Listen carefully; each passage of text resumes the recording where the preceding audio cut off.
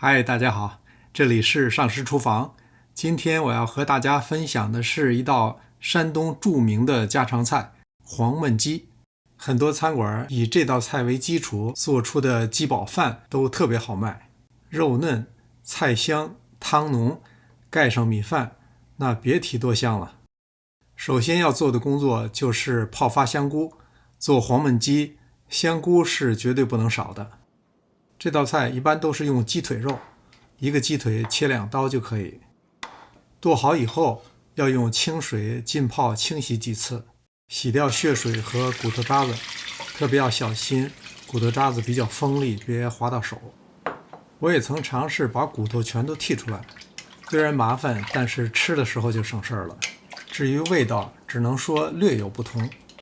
鸡腿先泡着，这边可以准备一些配菜。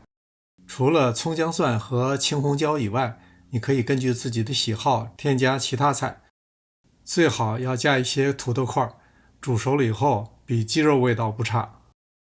铸铁锅里加入适量的油，放入花椒、大料、几颗干辣椒，炒香以后下入葱姜蒜。葱姜蒜煸炒一会儿，把火碾小，加入黄豆酱。铸铁锅保温性能比较好，温度非常高。我这时实际上是把火关了。黄豆酱炒香，下入鸡腿以后，再把火打开。这时候不要急着再下其他调料，就着锅里的材料大火炒，直到鸡油渗出，表面完全变色。这时候再加酱油和老抽上色。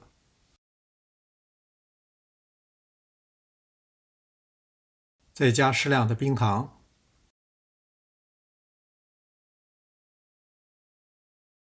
加入泡好的香菇，泡香菇的水也倒进来。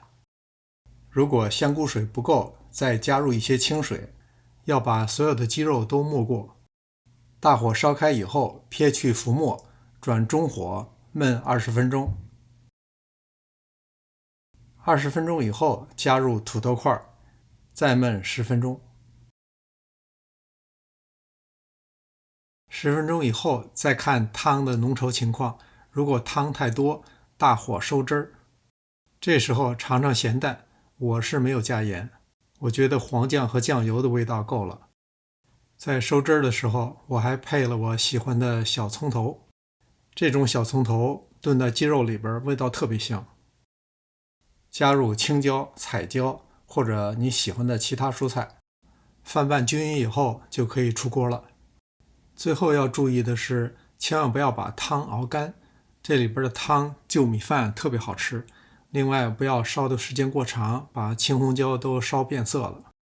是不是隔着屏幕都能闻到鸡肉的香味了？谢谢您的观看，欢迎给我留言。临走前别忘了点赞订阅。这里是上师厨房，我们下次再见。